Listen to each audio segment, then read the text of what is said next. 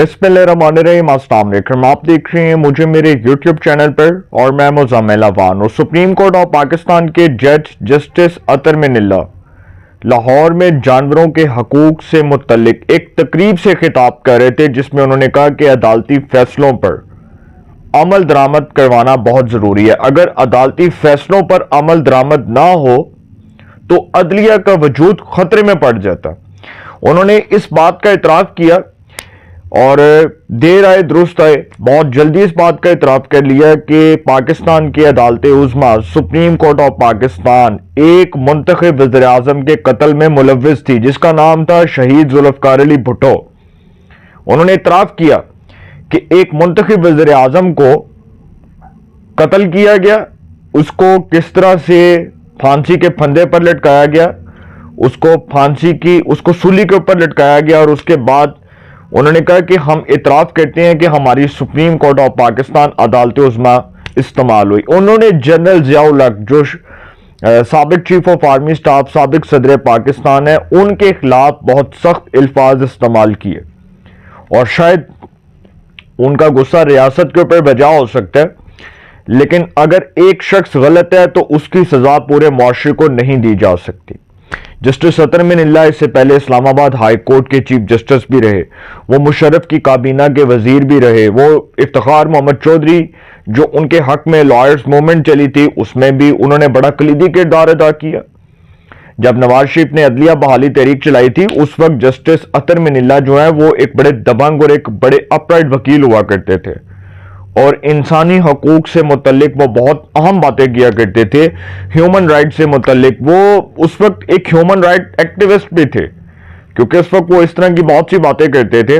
और आपको याद है कि जब इस्लामाबाद हाई कोर्ट के वो चीफ जस्टिस थे तो उस वक्त इस्लामाबाद हाई कोर्ट में जो लापता अफराद हैं उनकी बाजियाबी से मुतल्लिक जो केस की समाअत होती थी, उसके दौरान भी जस्टिस अतर मिनिल्ला ने बड़े सख्त और बड़े दिलचस्प रिमार्क्स दिए हुए हैं। उन केसेस के दौरान भी जस्टिस अतर मिनिल्ला जो है उन्होंने बड़ी सख्त बातें की हुई हैं। अभी हाल ही में जस्टिस अतर मिनिल्ला जो है उन्होंने रिमार्क्स दिए थे कि रियासत का वजूद खतरे में है। उन्होंने ये भी कहा था ना कि रियासत हुकूमत बनाने और लाने में मसरूफ है, और इस किस्म के जो उन्होंने रिमार्क्स दिए थे फिर उसको पाकिस्तान के नेशनल मीडिया के ऊपर बैठे हुए पॉलिटिकल कमेंटेटर्स ने बहुत क्रिटिसाइज किया, बहुत क्रिटिसिज्म का निशाना बनाया। और उन्होंने कहा कि एक जज जो है उनका ये कॉन्डक्ट नहीं है कि वो इस किस्म की बात करें। हालांकि जस्टिस अतर मिनिल्ला मेरे बहुत काबिल एहतराम है, वो सुप्रीम कोर्ट के एक सीनियर जज हैं, वो एक बहुत बड़े ओहदे के ऊपर फाइज हैं, वो एक इंतहाई अहम ओहदे के ऊपर फाइज हैं और एक बहुत बड़े मनसबदार हैं। तो मेरा नहीं ख्याल कि उन्होंने कोई बात ऐसी की होगी, मैं नहीं समझता। हो सकता है कि उन्होंने अपने दिल की आवाज या दिल को या अपने जमीर को सामने रखकर यह बात की हो। अभी जस्टिस अतर मिनिल्ला ने जो बातें की हैं उन बातों से पहले, उन बातों को रीड करने से पहले मैं एक बात करता चलूं कि इसी सुप्रीम कोर्ट ने शहीद जुल्फ़िकार अली भुट्टो को फांसी पर लटकाने का हुक्म जारी किया। इसी सुप्रीम कोर्ट के चीफ जस्टिस थे जस्टिस नसीम हसन शाह। जस्टिस नसीम हसन शाह कौन थे? जस्टिस आसद सईद खोसा जो साबिक चीफ जस्टिस ऑफ पाकिस्तान, उनके ससुर। और भुट्टो को फांसी देने में जस्टिस नसीम हसन शाह, जस्टिस मौलवी मुश्ताक जो लाहौर हाई कोर्ट के थे, जुल्फ़िकार अली भुट्टो, उसके बाद अहमद रजा कसूरी, फैज अली चिश्ती, इस किस्म के जितने भी लोग थे जो फौज के अंदर, अदलिया के अंदर थे, उनको शायद तारीख माफ नहीं करेगी। इसलिए नहीं करेगी क्योंकि सर तारीख इन लोगों का जो नाम है उसको हमेशा बदतरीन अल्फाज में याद रखेगी कि जिन लोगों ने एक मुंतखब वज़ीर आज़म को ना सिर्फ फांसी पर लटकाने के अहकाम जारी किए बल्कि उस ओहदे की तौहीन की, उस मनसब की तौहीन की कि जो वज़ीर आज़म अवाम के वोटों से अवामी नुमाइंदा मुंतखब होकर पार्लिमान का हिस्सा बना था, जिसको लोग पसंद करते थे, जिसकी आइडियोलॉजी को, जिसके प्रिंसिपल्स को, जिस भुट्टो की तकरीर को लोग लाइक करते थे, उसी भुट्टो को इस पाकिस्तान की एक अदालत उज़्मा ने फांसी के फंदे पर लटकाने का हुक्म जारी किया। और आज हम कह रहे हैं कि हम अपनी गलती का इतराफ कर रहे हैं। जब जस्टिस काजी फाइज ईसा उनको अब सलाम पेश करें, भुट्टो रेफरेंस जो इतने साल अदालत में ऐसे ही जेरे जो है ना वो इल्तवा रहा, किसी चीफ जस्टिस ने जुर्रत नहीं की कि वो इस रेफरेंस को पकड़े और उसकी समाअत करे। कितने चीफ जस्टिस आए, افتخار محمد چودھری کے بعد جسٹس ناصر الملک، جسٹس تصدق حسین جیلانی، جسٹس جواد ایس خواجہ، جسٹس ثاقب نثار، جسٹس آصف سعید کھوسہ، جسٹس گلزار، جسٹس عمر عطا بندیال، کسی ایک چیف جسٹس نے اس کیس کی سماعت نہیں کی، کسی ایک چیف جسٹس نے اس ریفرنس کو ہاتھ لگانے کی جرت نہیں کی اور توفیق نہیں کی کہ اس ریفرنس کی سماعت کی جائے۔ Justice Qazi Faez Isa is one of the most upright judge in the judicial history of Pakistan کہ اس شخص کو یہ اعزاز جاتا ہے کہ اس نے بطور chief justice of Pakistan supreme court میں جو زیر التوا بھٹو ریفرنس تھا اس پر سپریم کورٹ کا ایک لارجر بینچ بنایا، 9 رکنی لارجر بینچ۔ جس 9 رکنی لارجر بینچ نے یہ فیصلہ دیا کہ بھٹو کو صاف اور شفاف ٹرائل کا موقع نہیں ملا، بھٹو کو جو قتل کیا گیا، بھٹو کا یہ قتل ہی تھا نا، انہوں نے کہا کہ it was a judicial murder, یہ ایک عدالتی قتل تھا جس میں خود سپریم کورٹ آف پاکستان ملوث تھی، پاکستان کی عدالت عظمیٰ ملوث تھی۔ پاکستان کی عدالت عظمیٰ کا یہ آرڈر تھا کہ بھٹو کو پھانسی کے پھندے پر لٹکا دو۔ جسٹس قاضی فائز عیسیٰ نے اس کیس میں لکھا، انہوں نے لکھا کہ it was a judicial murder, یہ ایک عدالتی قتل تھا، اور ہم نے پاکستان کی تاریخ کو کیسے ہم نے داغدار کیا کہ ہمارے وہ جو 4 جرنیل تھے جنہوں نے اس ملک میں مارشل لا قائم کیا، مارشل لا کی حکومت قائم کی، ان جرنیلوں کا آج تک ہم احتساب نہیں کر سکے۔ اسی پرویز مشرف کو، جس کو پاکستان کی ایک خصوصی عدالت نے فیصلہ دیا کہ اس کو پھانسی کے پھندے پر لٹکاؤ، اس کو الٹا لٹکا دو اور اس کی لاش کو ڈی چوک کے اوپر لٹکا دو، اسی خصوصی عدالت کے فیصلے کو ہم نے پکڑ کر ردی کی ٹوکری میں پھینک دیا۔ اور وہ جج کون تھے؟ لاہور ہائی کورٹ کے ایک جج جسٹس مظاہر اکبر نقوی، جنہوں نے خصوصی عدالت کے فیصلے کو ہی اڑا دیا۔ اس وقت وہ لاہور ہائی کورٹ کے جج تھے، اور انہوں نے کیا کیا تھا؟ خصوصی عدالت کا جو تین ججز کا فیصلہ تھا، جس میں جسٹس وقار سیٹھ جو پشاور ہائی کورٹ کے چیف جسٹس تھے، انہوں نے سپریم کورٹ کا جج بھی بننا تھا، اللہ تعالیٰ ان کو جنت میں جگہ دے، وہ اس دنیا میں نہیں رہے۔ اس کے بعد دوسرے جج تھے لاہور ہائی کورٹ کے جسٹس شاہد کریم، اور تیسرے جج تھے سندھ ہائی کورٹ کے، ان کا شاید مجھے پتہ نہیں نام بھول گیا، جسٹس نظر اکبر تھے، آئی تھنک وہی تھے شاید۔ تو 2-1 کی اکثریت سے یہ فیصلہ آیا تھا، اور 2 ججز نے کہا کہ جی پرویز مشرف کو تختہ دار پر لٹکا دیا جائے کہ اس نے پاکستان کے آئین کو، پاکستان کے کانسٹیٹیوشن کو توڑا، پاکستان کے کانسٹیٹیوشن کی وائلیشن کی۔ اور سر ہم نے کیا کیا؟ اسی پرویز مشرف کے خلاف جو خصوصی عدالت کا فیصلہ تھا اس کو اٹھایا اور اس کو اٹھا کر ردی کی ٹوکری میں پھینک دیا۔ عدالتی فیصلوں پر تو اس وقت بھی عمل نہیں ہوا جسٹس ستر نلا صاحب، جب عدالتی فیصلوں پر عمل کرنے کا وقت تھا تو اس وقت بھی پاکستان کے اندر عدلیہ کا وجود خطرے میں پڑ گیا تھا۔ جب اسی عدلیہ کے فیصلوں کو ماننا تھا، جب اسی عدلیہ نے یہ فیصلے دیے تھے کہ فیض آباد دھرنا کیس پر عمل درآمد کراؤ، تو اس وقت کی جو ریاست تھی، اس وقت کی جو پاکستان کی سیکیورٹی اسٹیبلشمنٹ نے اس فیصلے کے اوپر عمل نہیں کروایا۔ اس وقت بھی ریاست کا وجود خطرے میں پڑا، عدلیہ کا وجود خطرے میں پڑا کہ فیض آباد دھرنا کیس میں جسٹس قاضی فائز عیسیٰ اور جسٹس مشیر عالم پر مشتمل 2 رکنی بینچ نے فیصلہ دیا کہ فیض آباد دھرنا کیس میں پاکستان کی ریاست کے اہم منصبدار اس میں ملوث ہیں، ان کے خلاف کارروائی کی جائے۔ وہ کون تھے؟ جنرل فیض امی، جنرل باجوہ، وہ جو پیسے بانٹ رہے تھے، وہ آئی تھنک پتہ نہیں کون تھے، کور کمانڈر لاٹ تھے، وہ بھی ملوث تھے۔ کوئی کارروائی ہوئی؟ آج پاکستان کی ریاست نے جب اپنے سمت کو درست کیا، جب پاکستان کے اداروں نے اپنے آپ کو پولیٹکس سے، پاکستان کی سیاست سے نہ صرف دور کیا بلکہ اس میں ملوث نہ ہونے کا فیصلہ کیا، تو آج پاکستان کی ریاست کا وجود خطرے میں نہیں ہے۔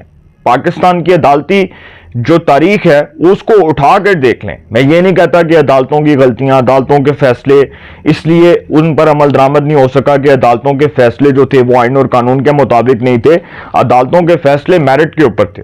میں نے کہا کہ عدالتی فیصلے میرٹ پر تھے یا نہیں تھے، فیصلوں پر عمل درآمد تو ہونا تھا۔ لیکن جہاں پر پاکستان کی عدلیہ نے یہ روایت قائم کی ہوئی تھی کہ جی ہم جائیں گے تو نیکسٹ جو ہے وہ چیف جسٹس بنے گا، وہ کیونکہ ہم نے جونیئر ججز کو پکڑ کر سپریم کورٹ میں جج بنایا اور ہم نے سینئر لوگوں کا حق مارا۔ اور جب ہم جونیئر ججز کا انتظار کرتے ہیں، پھر ہم دیکھتے ہیں کہ جب سینئر ریٹائر ہوتا ہے تو اس کے بعد جونیئر نے ہی چیف جسٹس بننا ہے، تو پاکستان کی پارلیمان نے فیصلہ کیا کہ ہم ایک 26ویں آئینی ترمیم لا رہے ہیں۔ جس طرح چیف آف آرمی سٹاف کو اپوائنٹ کرنے کا جو دائرہ اختیار ہے، جو طریقہ کار ہے، وہ وزیر اعظم کے ہاتھ میں ہے، ان کے اختیار میں ہے، تو اسی طرح اب جو چیف جسٹس کو اپوائنٹ کرنے کا جو طریقہ کار ہے وہ پارلیمان کی اسپیشل کمیٹی کے پاس ہے. اب پارلیمان کی اسپیشل کمیٹی فیصلہ کرے گی کس کو چیف جسٹس بنانا ہے, یہ پارلیمان کا اختیار ہے نا, تو یہ بھی ہو گیا. اب جسٹس اطہر من اللہ صاحب کہتے ہیں کہ آج کل عدالت کے لیے سب سے مشکل کام اپنے فیصلوں پر عمل درآمد کروانا ہے. صرف فیصلے آئین اور قانون کے مطابق بھی ہونے چاہیے نا. عدلیہ اگر فیصلے پر عمل درآمد نہ کرا سکی تو اس کا وجود خطرے میں پڑ جاتا ہے. لاہور میں جانوروں کے حقوق سے متعلق ایک تقریب میں خطاب کرتے ہوئے جسٹس اطہر من اللہ نے کہا کہ صرف اسلام آباد ہائی کورٹ میں لاپتہ افراد کیسز کی سنوائی ہوئی. جبری گمشدگی کے حوالے سے فیصلہ اسی عدالت عالیہ نے دیا. بنیادی حقوق کے بارے میں بہت سے فیصلے اسلام آباد ہائی کورٹ میں ملیں گے. جسٹس اطہر من اللہ نے کہا کہ عدلیہ کے لیے سب سے مشکل کام اپنے فیصلوں پر عمل درآمد کروانا ہے. ان کا کہنا تھا کہ جنرل ضیاء الحق نے سری لنکا کی حکومت سے درخواست کی تھی کہ اس کی بیٹی ایک ہاتھی کا بچہ رکھنا چاہتی ہے. ہاتھی بھی ہمارے انسانوں کی طرح بہت ایموشنل ہوتے ہیں. 3 سالہ ہاتھی کا بچہ سری لنکا سے پاکستان آیا اور ایک بیک یارڈ میں رکھا گیا اور بچہ بڑا ہوتا گیا, اور تب ضیاء الحق نے فیصلہ کیا کہ اسلام آباد میں چڑیا گھر بنایا جائے اور اسے وہاں رکھا جائے. انہوں نے کہا کہ جب میں اس بارے سوچ رہا تھا تو اسی وقت میں جبری گمشدگی کے کیسز بھی دیکھ رہا تھا. بطور جج اس درد کو سمجھتا ہوں کہ کسی کا عزیز جبری گمشدگی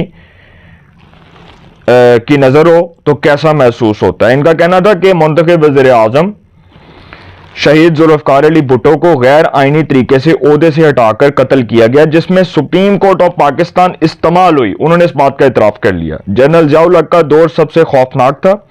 اس دور میں ٹارچر سیلز بنائے گئے لوگوں کو مہینوں عقوبت خانوں میں رکھا جاتا تھا. جسٹس اطہر من اللہ نے کہا کہ پاکستان میں انسان محفوظ نہیں تو جانوروں کی عزت کیسے کی جائے گی, جانور کیسے محفوظ ہوں گے.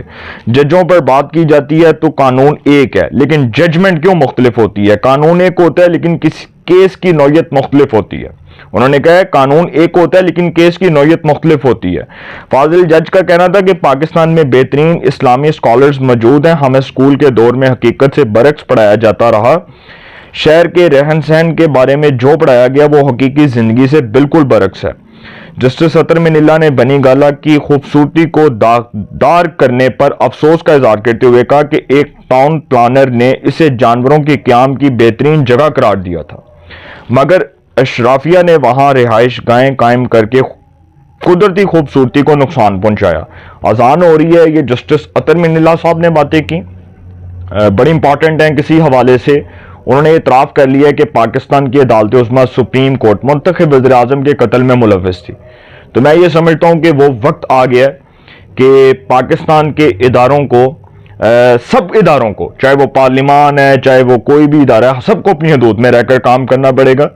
اور دیر آئے درست آئے, لیکن فیصلہ جو بھی تھا بھٹو کے قتل کا, آج سپریم کورٹ کو اس بات پر افسوس ہے کہ ہم منتخب وزیر اعظم کے قتل میں ہماری اسی عدالت عظمیٰ نے نہ صرف ملوث ہو کر بہت بڑی غلطی کی بلکہ اپنے اوپر جو سیاہ دھبا لگوایا تھا وہ ہمیشہ کے لیے اب ہمیں پچھتاوا دے گا. تو سر جسٹس قاضی فائز عیسیٰ کو سلام پیش کریں جنہوں نے پاکستان کی عدلیہ کی تاریخ میں اس عدلیہ کی تاریخ میں کٹہرے کے اندر ان ججز کو کھڑا کر دیا جن ججز نے پاکستان کی جمہوریت کو نہ صرف نقصان پہنچایا بلکہ ناقابل تلافی نقصان پہنچایا. اور اس جمہوریت کو داغدار کرنے میں ان جرنیلوں کا اور ان ججوں کا ہاتھ تھا جنہوں نے پاکستان کو, قائد اعظم کے پاکستان کو نہ صرف نقصان پہنچایا بلکہ اس پاکستان کی سالمیت کو اور اس کے وجود کو خطرے میں ڈالا. اپنی رائے کا کمنٹس میں ضرور اظہار کیجیے گا. انشاءاللہ ایک نئے سیگمنٹ کے ساتھ پہ ملاقات ہوگی. اپنا بہت خیال رکھیے گا. اللہ نگہبان.